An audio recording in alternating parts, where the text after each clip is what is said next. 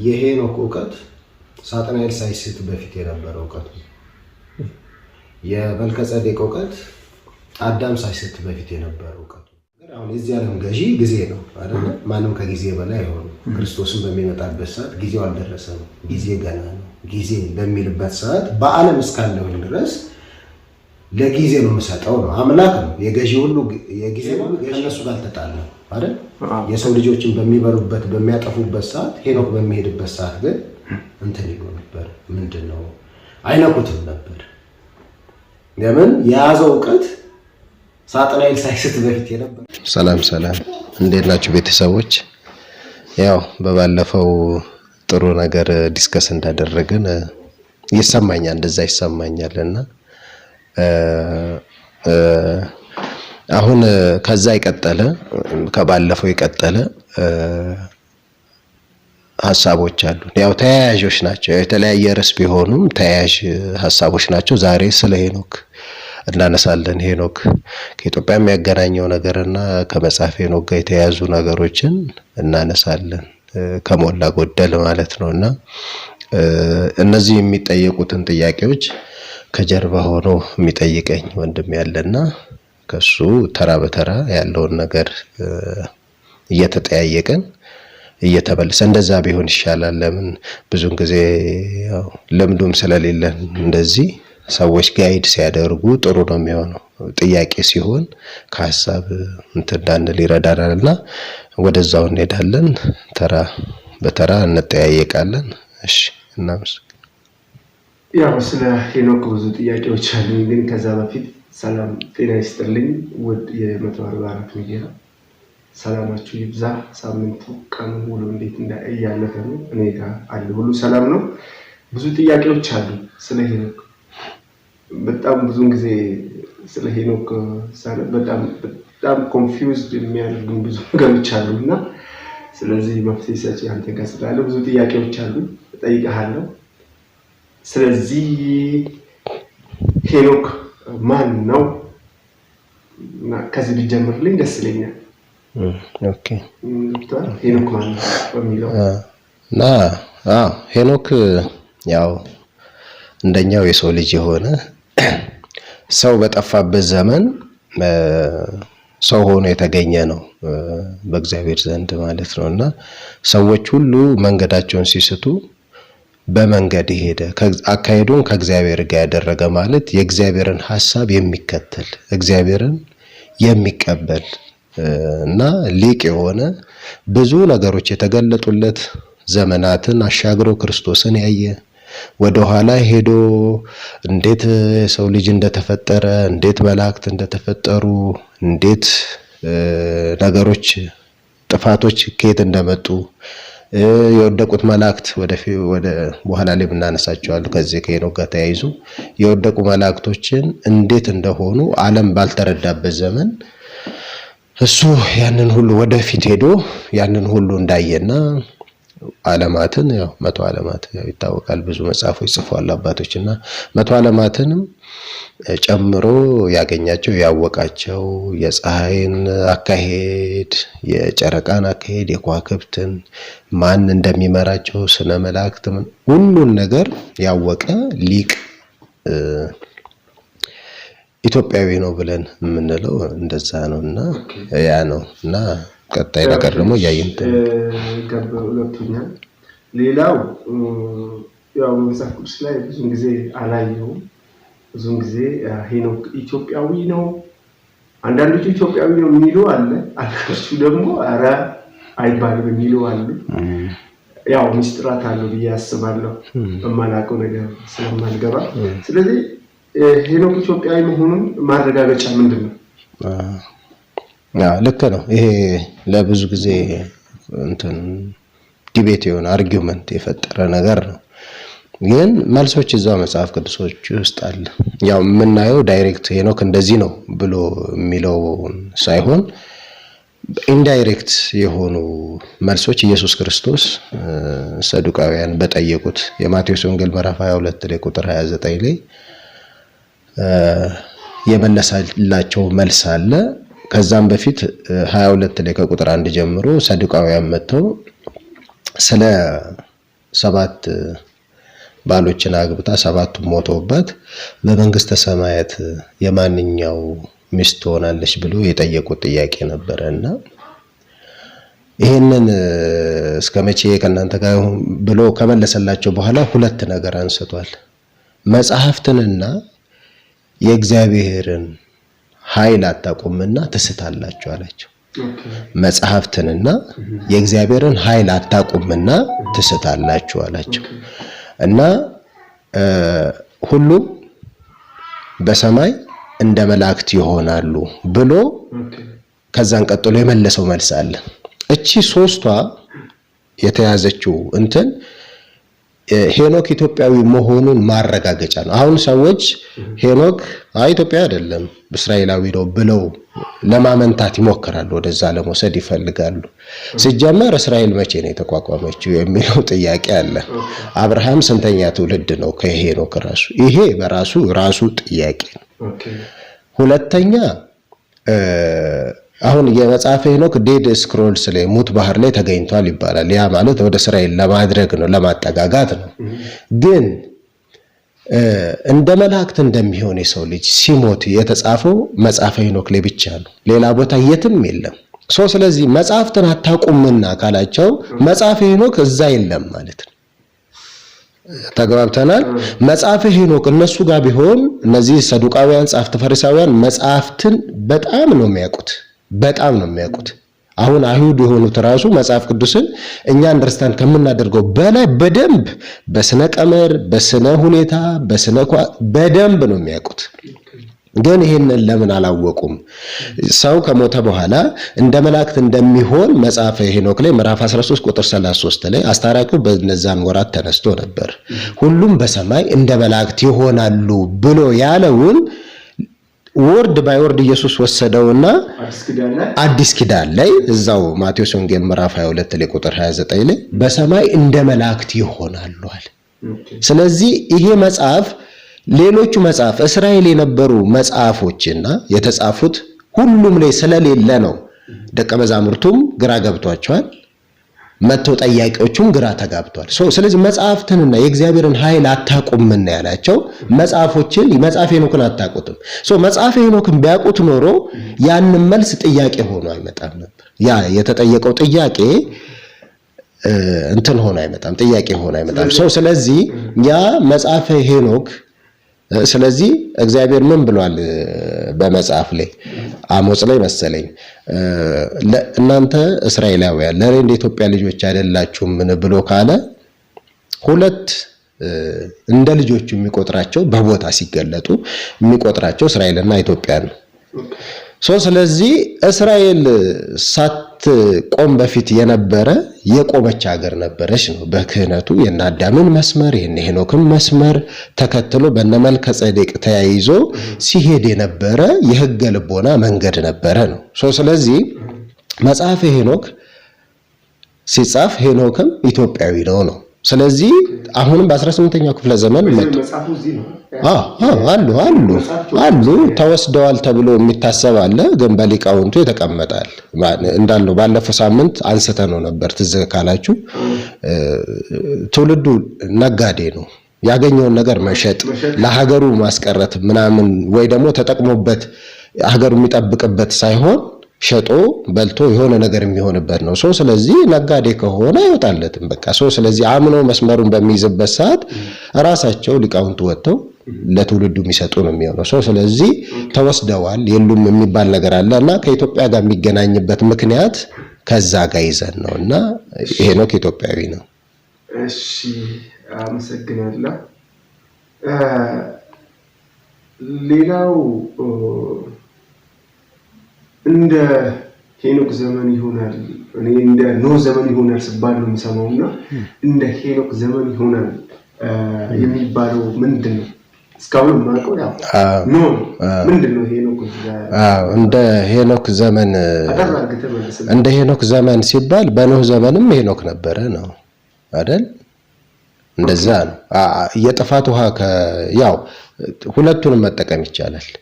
እንደ ሄኖክ ዘመንም እንደ ኖህ ዘመንም ግን መጽሐፍ ቅዱስ ላይ ያለው እንደ ኖህ ዘመን ነው። ስለዚህ ኢንተርቼንጀብል መጠቀም ይቻላል። ለምን ከጥፋት ውሃው 1 ዓመት በፊት ነው ሄኖክ የተሰወረው።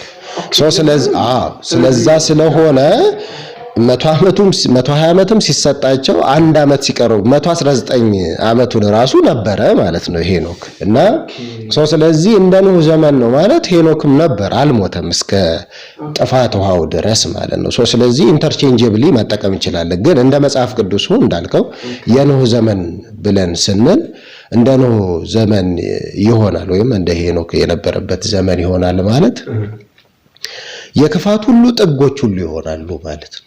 አሁን በዚህ ዘመን የጥፋት ጥጎች አሁን ምናያቸው ቴክኖሎጂው ባይዘው በዛን ጊዜ ቴክኖሎጂ የሌለ ነው ሰው የሚመስለው። የሚበሩ ነገሮች ሁሉ ሰርተዋል በጊዜው ማለት በዘመናዊ ነው ጊዜ ሰርተዋል። ዲኤንኤ ክሎኒንግ ምንለው አሁን ክሮስ ብሪዲንግ አለ የሚታወቀው። ክሮስ ብሪዲንግ ማለት ለምሳሌ የወንዱን ዘርና የሴት ዘር ተደርጎ በዛ ሰው ፈርቲላይዝ ተደርጎ እንትን በሌላ ማህፀን ውስጥ ማሳደግ ይቻላል ማለት አርቲፊሻል ማህፀንም አለ በሰው ማህፀን ተደርጎ የተለመደ ነው። አሁን ዲኤንኤ ክሎኒንግ የሚባለው ግን ዩ ነው።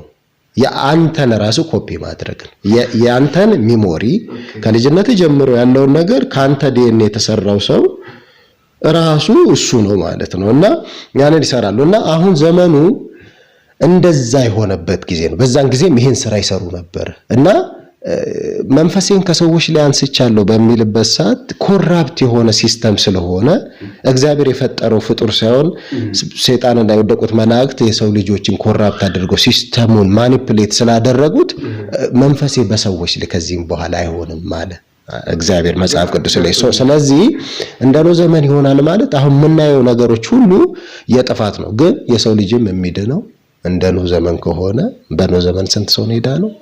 8 ቤተሰብ ነው። ስለዚህ ብዙ እልቂት ይሆናል ማለት ነው። ማቴዎስ 24 ላይ ማሳያው ይሄ ነውና ከበድ ያለ ዘመን ላይ ያለ ነው ለማለት ነው። ጥያቄ አብዝቼ ባሉ ሌላም ጥያቄ አለ።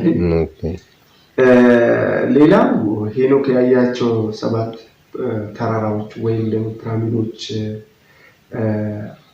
ምንድነው ማለት አሉ ይባላልና ማለት አልገባኝም። 7 ፒራሚዶች ያያቸው ያለ እስቲ ስለሱ ነፍሳቸውን ይማረውና በጣም በቃ ኢትዮጵያ በደንብ ሳታቃቸው ያጣቸው አባት ብዬ ከማስባቸው አባት ተስፋ ስላሴ ሞገስ ናቸውና እና መጽሐፍ ጽፈው ነበር። እዛ መጽሐፋቸው ላይ ስለ ፒራሚድ ከተሞች 9 የፒራሚድ ከተሞችን ይናገራሉና እነዛ ፒራሚድ ከተሞች 7 ቀለም እንዳላቸው ይናገራሉ። ማለት አሁን ጊዜ አሉ ወይስ አሉ ግን ያው ተሰውሮ ነው የሚታየውና አንዳንድ አባቶች እንደሚሉት ከዛ ዌስቴጅ የሚወጣው ነው ይሄ ዳሎል ላይ ያለው የጨው አይነት ታይፑ ከየፒራሚዶቹ የሚወጡ ከለሮች ናቸው ብለው ነው የሚሉት። ምን ላይ አለው አፋር ዳሎል የሚባል የጨው ክምችት ያለበት ቦታ ላይ የተለያዩ እንትኖች አሉ። ከነሱ የሚወጡበት የዌስቴጅ መንገድ ነው ይባላልና መነሻው አይታወቅም። ያው የወጣው ነገር ይታያል ዌስቴጅ ስለሆነ ማለት ነውና አሉ እነዛ ከተሞች አሉ።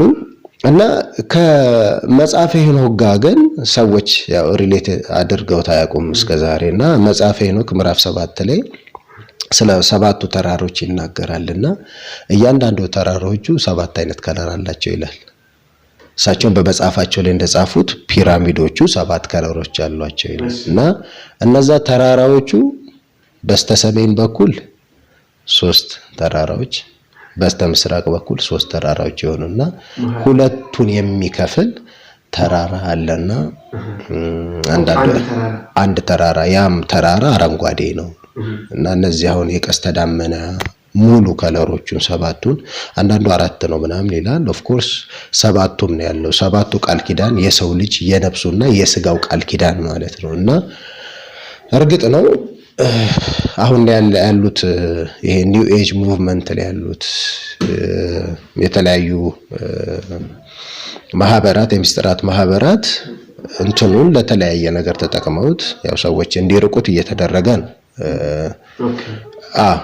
እና ያ የሰው ልጅ መዳኛ ቀስተ ዳመና ነው። እነሱ ለምን እንደተጠቀሙበት ራሱ አሉ በሎጂክ ነው እያሉ ያሉት። እሱን ወደፊት እየበረታን ስንሄድ የምናወራቸው ራሱን ችሎ የቻለ ነገር ስላለ ነው። ግን 7 ተራራዎች አሉና እስከ 7ቱ ተራራዎች መካከል ያለው አረንጓዴ ነው እና ያ ህይወት እንደሚሰጥ ከዛ አንስቶ ወደ ምስራቅ ራሱ ኢየሱስ ክርስቶስ ነቅሎ ስሙን አይናገርም፣ ግን ኢየሱስ ክርስቶስ እንደሆነ በመንፈስ ወደ ምስጢር ስለሆነ ነቅሎ በምስራቅ በኩል ያችን የህይወት ዛፍ እንደሚተክላት ይናገራል። ያው በገነት ተከላት አይደል?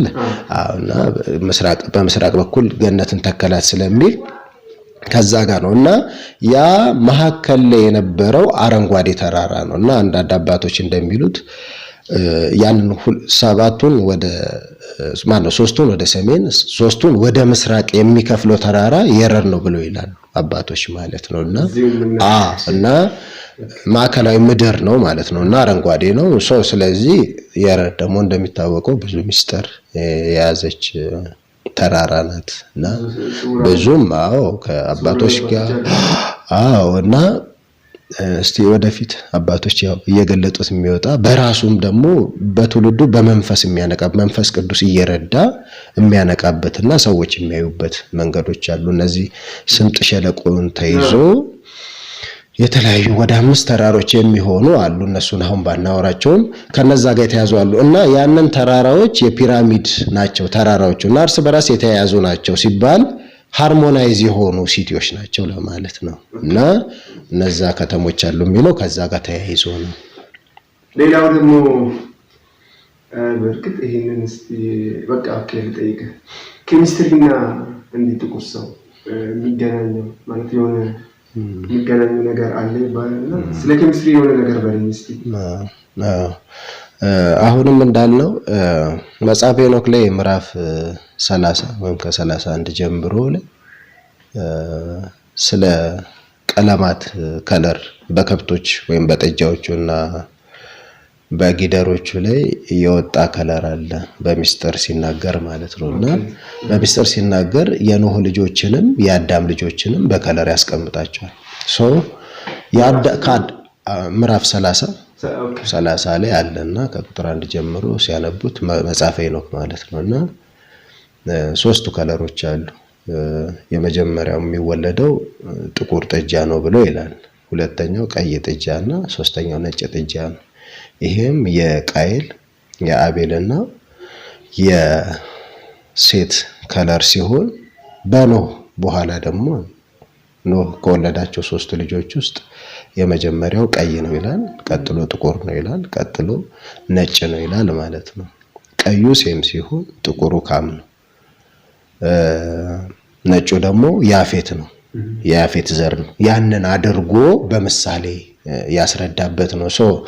አሁን ካም ስንል ኬሜቲክ ሚስትሪ ማለት ነው። ኬም ማለት ካም ማለት ነው። ሚስትሪ ማለት ማጂክ ወይም ሚስትሪ ወይ ደግሞ ኖሌጅ ማለት ነው። እና ለዓለም እነዚህ የምናያቸው ነገሮች ሁሉ አስተምሮ በማንጠር ዕውቀትን በማምጣት ለሰው ልጆች ያስተማረው የጥቁር እንትን ያለው ነው፣ ኬሜቲክ ነው ብሎ ነው የሚሉት። እና አሁን ኬሜቲክ በሁለት ነው ሪፕሬዘንቴሽኑ ማለት ነው። አንደኛው የቃየል መልኩ የካም መልኩ ራሱ የሆነ ሚስጥር አለው። ይሄ በሰለሞን ሰይፍ የተለየ ምናምን ሚስጥር አለ። ወደፊት የምናወራቸው ነገሮች አሉ። ግን አሁን ሐሳባችን እዚህ ጋር ስለሆነ ኬሜቲክ ሚስትሪ ነው። ኬሜቲክ የብላክ ኖሌጅ ማለት ነው። እና የካም ምድር ቁንጮ ደግሞ ኢትዮጵያ ነች። እና ስለዚህ የዓለም የሰው ልጅ መነሻም ብቻም ሳይሆን ሲቪላይዜሽን ከዚህ እንደሆነ ይነገራልና ምንጩ ጊዮን ነው ይላሉ። የዓለም ስልጣኔ አንዳንዶችም የሚጽፉ ጸሐፊዎች አሉ ባለማዊው ማለት ነው። ግን ሰው ይረዳዋል። ግን እኔ አሁን በጣም ለዚህ ነገር ለኔ ሲየሆነብኝ በዚህ መልኩ መጽሐፈ ሄኖክን አልተረዳውም። እና ያ ነው መጽሐፈ ሄኖክ ላይም በቃ ጥቁሮች ያንን ነገር እንዳወቁ የመሪራ ሳማን በላይ መጽሐፍም አለ ታቦር የሚል ዣንሸዋ ማለት ነው። እዛ ላይም እነዚህ ገሃናውያን የሚባሉ ጥቁሮች እንደነበሩና የአዳም ዘሮች በሚስፋፉበት ሰዓት ሸሽተው ወደ አሁን ይሄ ፒራሚድ ወደ ተሰራበት የለም ግብጽ ላይ ወደዛ እንደሸሹ ይናገራልና ጋናውያን ነው። አሁን ጋና የምትባል ሀገር አለች አይደል? ብላክ ስታር ብለው ይላሉ። ብላክ ስታር ማለት ብላክ ሚስትሪዎች ናቸው። ብላክ ጥበብ፣ ስታር ማለት ዊዝደም ማለት ነው። እና ከዛ ጋር ተያይዞ ጋና ነው ያችን ነገር ብላክ ስታር ብለው ነው ራሳቸውን አሁን ብሔራዊ ቡድናቸው እንደዛ ነው ራሳቸውን የሚገልጡትና ጋናውያን የሚሉት እነሱ ናቸውና ሲቪላይዜሽን ነበረ። ጥቁሮች ያንን ዶሚኔት አድርገውት ነበረ ምድር ላይ እና ከዛም በኋላ ነው ያፌታውያን ቅርብ ጊዜ ነው ወደ ሲቪላይዜሽኑና ነገሮችን በተለይ ይሄ ከ18ኛው ክፍለ ዘመን በኋላ በጣም ወደ ቴክኖሎጂው መጥቶ የነሱ ጊዜያት ስለነበረ ይሄ በ700 ሲካፈል 2100 ዓመትን ለ700 ዓመት ሲካፈል የሴሜቲክ የኬሜቲክ እና የያፌቲክ ኤጅ ነውና ያፌታውያን አሁን ወደ ስልጣኔ የመጡ ከ14ኛው ክፍለ ዘመን ጀምሮ ከ15ኛው ክፍለ ዘመን ጀምሮ እነሱ በቃ ሻይን ያደረጉበት የነሱ ቃል ኪዳን ያለበት ጊዜ ነው። ለዚህ ነው እነሱ አሁን ነጮቹ ዶሚኔት ያደረጉት እንጂ ኤቭሪ ሲቪላይዜሽን ኤቭሪ ፍልስፍና ወይ ደግሞ ይሄ ሚስቲሪክ ማጂካል ነገሮችን ከመሬት ውስጥ እያወጡ ኬሚካሎችን እያወጡ እንትን ያሉት ጥቁሮች ናቸውና ያ ነው። ኦኬ ገባኝ። ሌላው ደግሞ ያው ሄኖክ አካሄዱን ከእግዚአብሔር ጋር ስላደረገ እግዚአብሔር ያው ወስዶታል ይባላል። ያው መጽሐፍ ቅዱስም እንደዛ ይላል።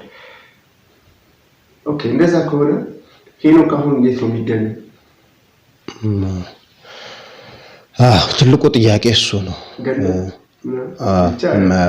ትልቁ ጥያቄ እሱ ነው።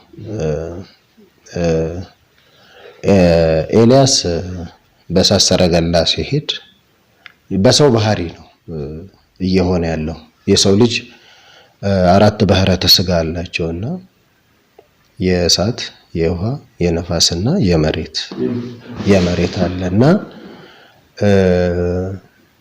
ሄኖክ በነፋስ አውታር ነው ሄደው፣ ኤልያስ ደግሞ በእሳት አውታር ነው ሄደው።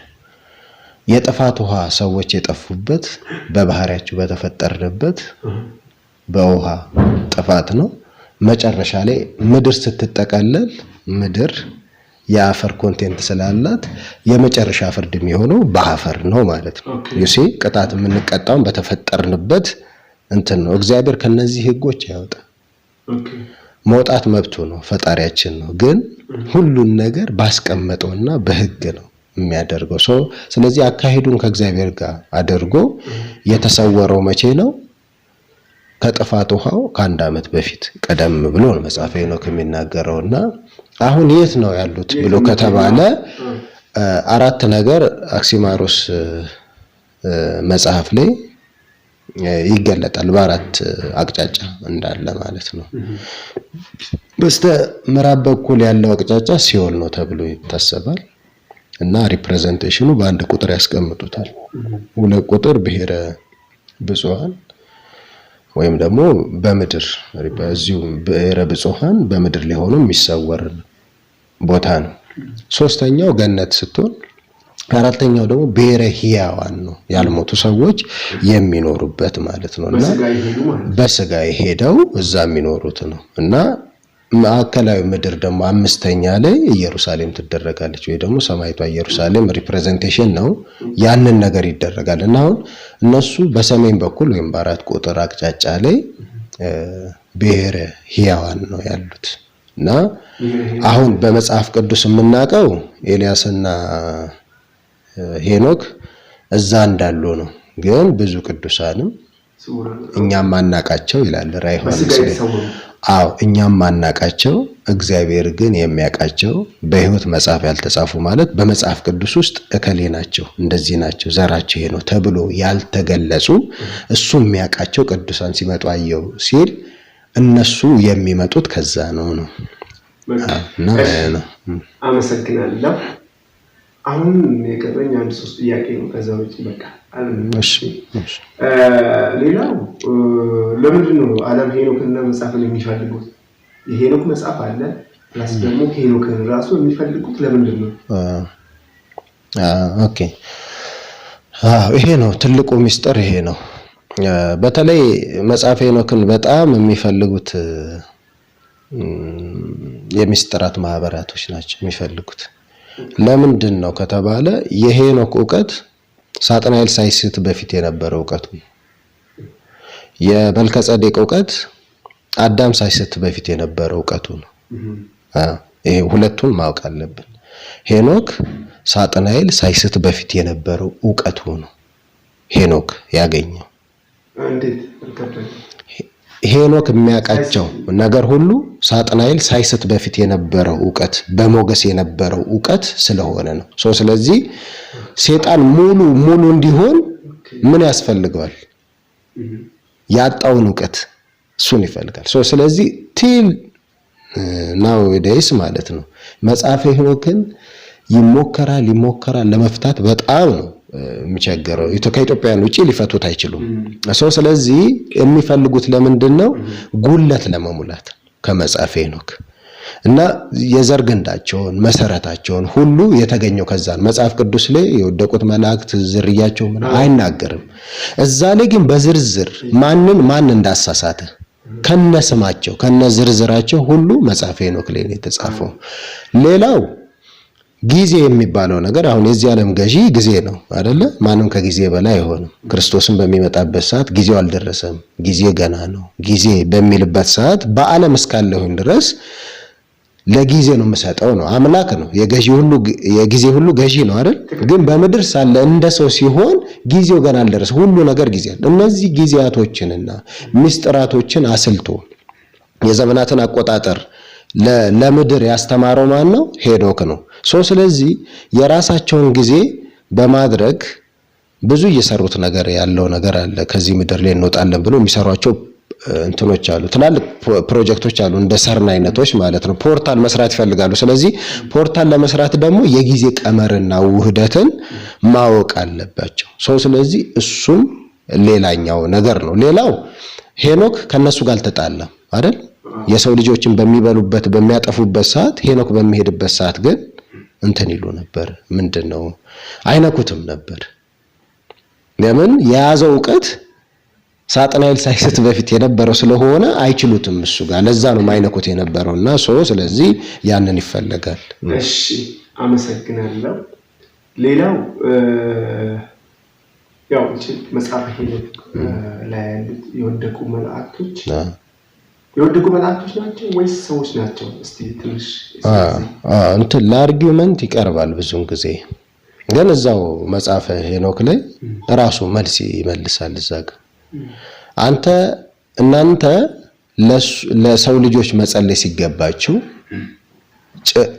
እሱ ግን ለእናንተ የሰው ልጅ ለእናንተ ጠየቀ ነው። እናንተ ለሰው ልጆች ማለት ከሆነ እነሱ ከሰው የተለዩ ናቸው ማለት አይደለ? አንተ ለውሻ እንደዚህ ማድረግ አለብህ ከተባለ አንተ ሰው ነህ ማለት ነው። ስለዚህ ዘርህ ውሻ አይደለም እንደማለት ወይ ደግሞ አፈጣጠርህ እንትን አይደለም። እና ይሄ ምንም መመለስ የሚቻልበት መንገድ ነው። እናንተ ለሱ መጸለይ ሲገባችሁ፣ እናንተ ለሰው ልጆች መጸለይ ሲገባችሁ፣ ለሰው ልጆች መማለድ ሲገባችሁ እሱ ግን ለእናንተ ማለደ ከተባለ እነሱ ሰው አይደሉም ማለት ነው። ስለዚህ ይሄ የወደቁ መላእክት ከሰው ጋር ተዳቅለው ነው። ኦፍ ኮርስ ወርደው ተዳቅለዋል፣ ግን የወረዱት ሰዎች አልነበሩም ነው። መላእክት የወደቁ መላእክት ከሰማይ የወረዱ ናቸውና መጽሐፎቹ ላይም ስናነብ ይናገራል እንዴት የሰው ልጅ ምን እንዳስተማሩ ምን እንዳደረጉ። ከዛም እነስማዚያ ናቸው እነዛ 210ዎቹ ማለት ነው። እና ጥበብን ያውቃሉ፣ ሁሉን ነገር ያውቃሉ። አንዳንዶቹ ሌሎች የሚያነሱበት መንገድ አለ። ግን ሰው አልነበሩም። ሰው ካልነበሩ መላእክቶች ነበሩ ነው። ሌላ አመሰግናለሁ። የመጨረሻ ጥያቄ ነው።